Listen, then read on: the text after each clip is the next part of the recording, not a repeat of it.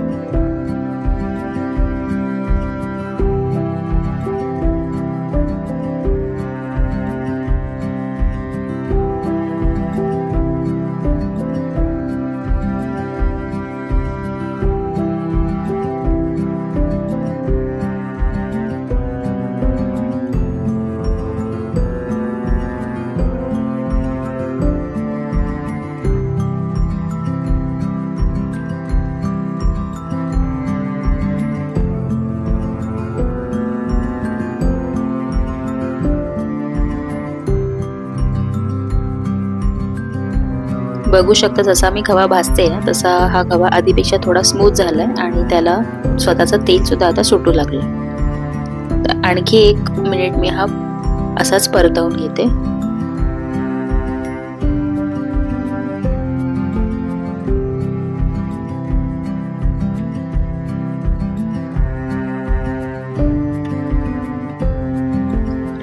खवा आता माझा बघा पूर्ण भाजून झालाय आणि हा मी ताटात काढून पूर्ण थंड करून घेतलाय. आता यामध्ये मी घालते 3 ते 4 चमचे पिठी साखर. आपल्याला जेवढं गोड हवं असेल त्याप्रमाणे आपण साखरही कमी जास्त करायची.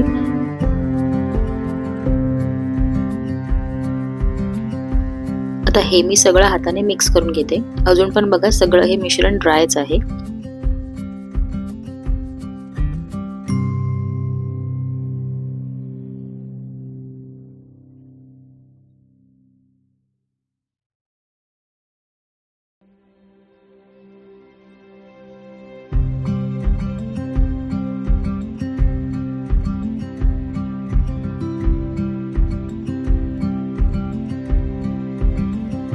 बघू शकता हे मिश्रण जे आहे अजून पण ड्राय आहे. तर याला बाइंडिंग साठी ना आपण या ताटातच तूप घालू शकतो. तूप गरम करायचं आणि ताटात घालायचं, मग बाइंडिंग होईपर्यंत त्याला मळायचं आणि मग त्याचे आपण मोदक करून घेऊ शकतो. किंवा मी घेतलंय तसं थोडंसं पॅन मध्ये तूप गरम करून हे 2-3 मिनिटं पुन्हा एकदा परतवून घ्यायचं. याने सुद्धा बाइंडिंग छान होतं. आता हा दुसऱ्यांदा खवा भाजायचा की नाही हे आपल्याकडे ज्या प्रकारचा खवा अवेलेबल आहे त्यावर डिपेंड करतं. आता हा माझ्याकडे जो खवा आहे तो रवाळ टेक्स्चर आहे, बऱ्यापैकी ड्राय असा रवा आहे, त्यामुळे बाइंडिंगसाठी मला सेकंड टाइम हे असं भाजावं लागलं. जर अजून एक प्रकारचा खवा असतो तो एकदा आपण भाजायला लागलो ना की एकदम असा विरघळतो, एकदम असा सॉफ्ट होतो. तर त्या प्रकारच्या खव्यामध्ये ना आपल्याला हे दुसऱ्यांदा भाजायची गरज पडत नाही. त्यामुळे जसा खवा असेल त्याप्रमाणे आपण ह्या स्टेप्स ऍडजस्ट करायच्या.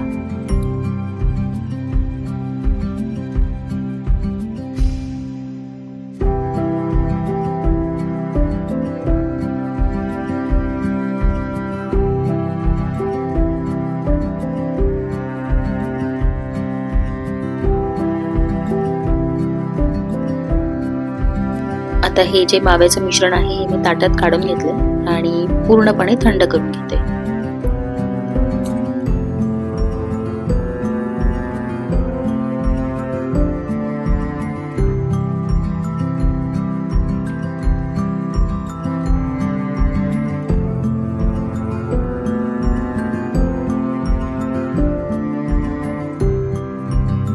आता हे जे आहे मिश्रण थोडंसं चमच्याने आणि वाटीने मी प्रेस करून घेतले, म्हणजे त्याच्यातलं थोडंसं जे रवाळ टेक्स्चर आहे ते कमी होईल. असं सुद्धा आपण करू शकतो, किंवा अगदी जर स्मूथ किंवा रवाळ टेक्स्चर नको असेल ना तर मिक्सरला एकदा फिरवून घ्यायचे.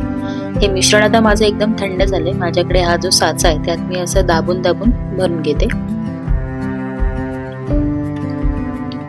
हे जेवढं जमेल तेवढे असे दाबून प्रेस करूनच भरायचेत, त्यामुळे मोदकाचा शेप हा अगदी व्यवस्थित होतो. हे बघा, अशा प्रकारे आपला एक क्लासिक मावा मोदक तयार आहे. असेच आपल्याला जितके हवे असतील तितके मोदक करून घ्यायचे.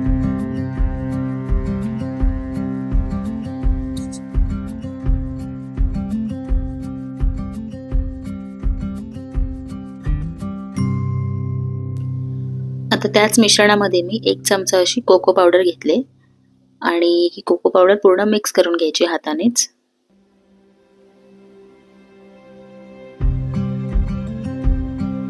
म्हणजे आपल्याला चॉकलेट मावा मोदक हे बनवता येतील.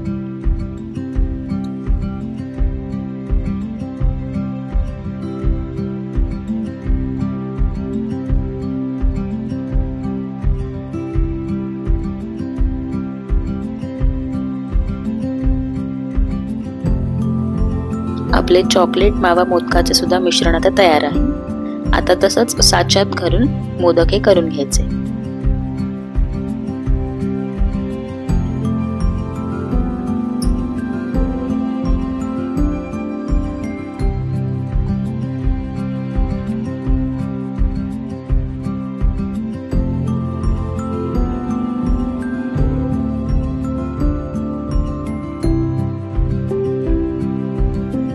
हे बघा, अशा प्रकारे चॉकलेट मावा मोदक सुद्धा आपलं तयार आहे.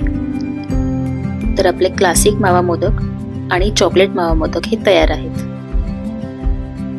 अगदी सोपी पद्धत आहे. आता आपण बघूयात बिस्किट्स मोदक. हे मोदकही करायला अगदी सोपे आहेत आणि लहान मुलांना तर हे मोदक फार आवडतील. घरात जर लहान मुलं असतील ना तर या गणेश चतुर्थीला तुम्ही नक्की हे मोदक बनवा. तर इथे मी हाईड अँड सीकची बिस्किटे घेतलेत. एक 10 ते 12 अशी बिस्किटं घेतली आणि ते मी मिक्सरमधून फिरवून घेणार आहे आणि एकदम बारीक पावडर करायची, पिठासारखी पावडर करून घ्यायची.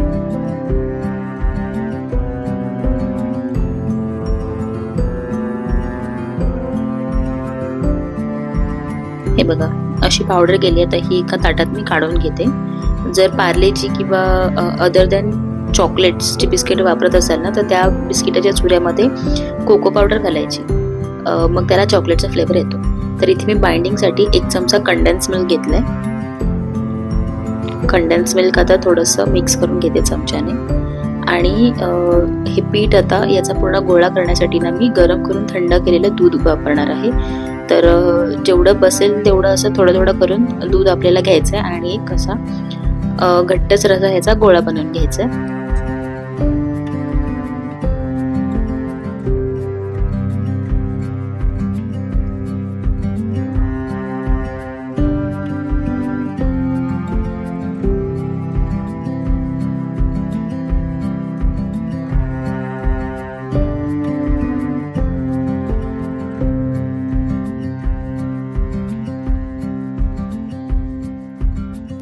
आता व्यवस्थित गोळा आपला तयार झालाय. याचे आता तसेच साच्यात घालून मोदक करून घ्यायचे.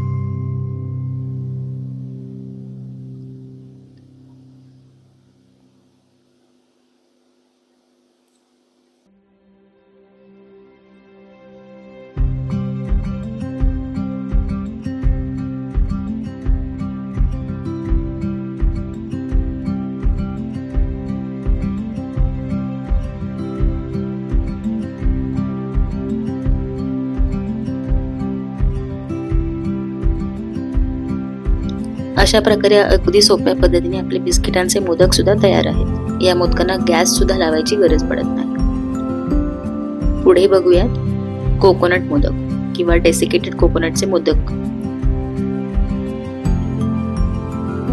तर इथे मी अर्धा कप डेसिकेटेड कोकोनट घेतलं आणि आपल्याला जसे जेवढे मोदक हवे असेल तेवढं आपण प्रमाण हे वाढवायचं आणि याला बाइंडिंगसाठी मी कंडेन्स मिल्क घेते, म्हणजे जोपर्यंत याचा एक व्यवस्थित गोळा होत नाही ना तोपर्यंत थोडं थोडं करत कंडेन्स मिल्क घालायचं आणि याचा एक व्यवस्थित गोळा करून घ्यायचा। सगळंच एकत्र घालू नका कंडेन्स मिल्क, किंवा ते जास्त झाले ना तर ते व्यवस्थित गोळा होणार नाही, त्यामुळे आपले मोदक वेळले जाणार नाही।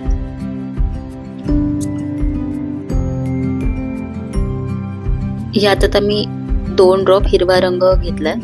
कलर, फूड कलर हा कम्प्लिटली ऑप्शनल आहे।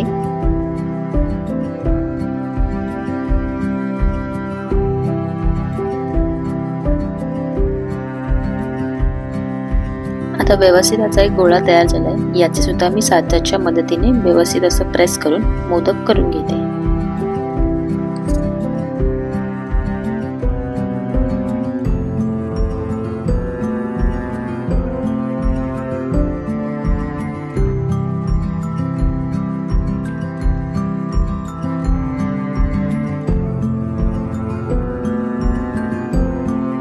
अशा प्रकारे एकदम झटपट असे आपले कोकोनट मोदक हे तयार।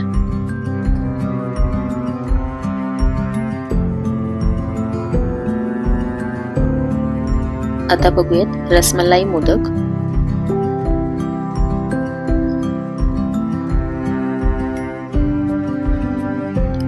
यासाठी मी अर्धा कप पनीर घेतलंय। पनीर हे असं बारीक चिरून घेतलंय।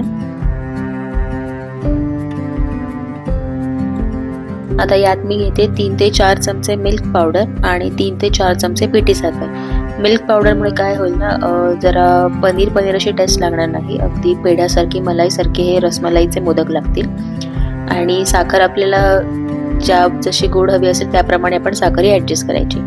आता हे लो टू मीडियम फ्लेमवरती व्यवस्थित एक गोळा होईपर्यंत भाजून घ्यायचं आहे चांगलं। आता हे जसं जसं भाजतोय बघा तसं हे थोडंसं याला पाणी सुटतंय पनीरला, आणि साखरही असल्यामुळे ते थोडंसं हे ओलसर झालंय।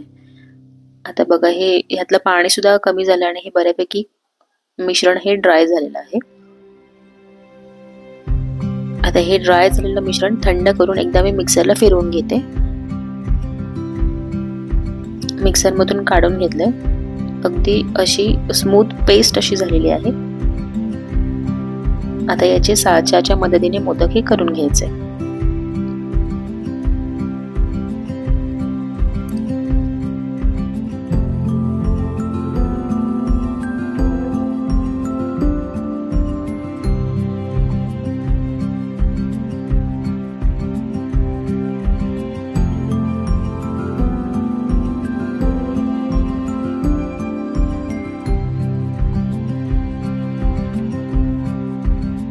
अशा प्रकारे एकदम सोप्या पद्धतीने केलेले रसमलाई मोदक सुद्धा तयार आहेत।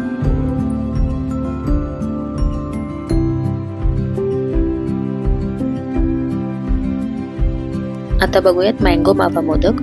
जर तुमच्याकडे उन्हाळ्यात साठवलेला मँगो पल्प असेल ना तर हे मोदक तुम्ही नक्की करून बघा। हे सुद्धा करायला एकदम सोपे आहेत आणि पटकन होतात।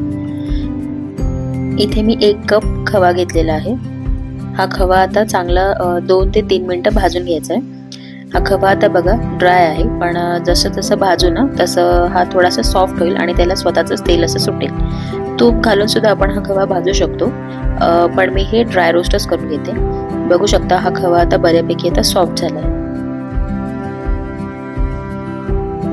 आता 1 ते 2 मिनिटं हा परतवून घेतलाय। यात मी घालते पाव कप पिठी साखर। 1 कप खव्यासाठी पाव कप पिठी साखर घेतली ना अगदी व्यवस्थित गोड होतात। हे सुद्धा आता मी अजून 1-2 मिनिटं व्यवस्थित परतवून घेते।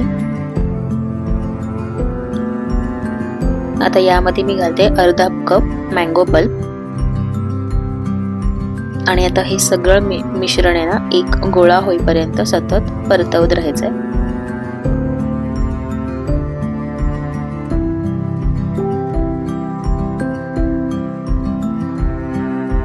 गॅस हा लो टू मीडियमच ठेवायचा आहे। आता जसं आपण हलवतोय बघा तसं हे थोडं थोडं मिश्रण घट्ट होत चाललंय आणि पॅनला सुद्धा सोडू लागलं।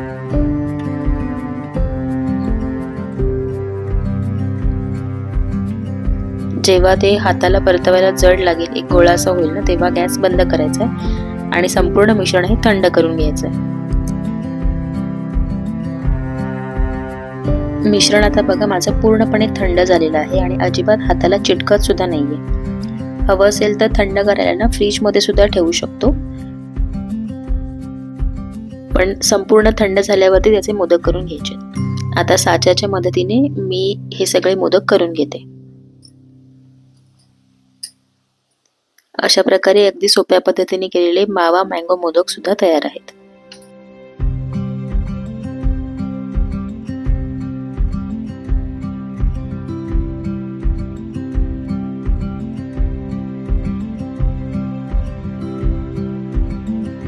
अशा प्रकारे कमीत कमी साहित्यात आणि कमीत कमी वेळेत होणारे आपले झटपट मोदक हे तयार आहेत। तुम्ही सुद्धा नक्की ट्राय करा आणि कसे होतात ते कमेंट बॉक्समध्ये मला नक्की कळवा।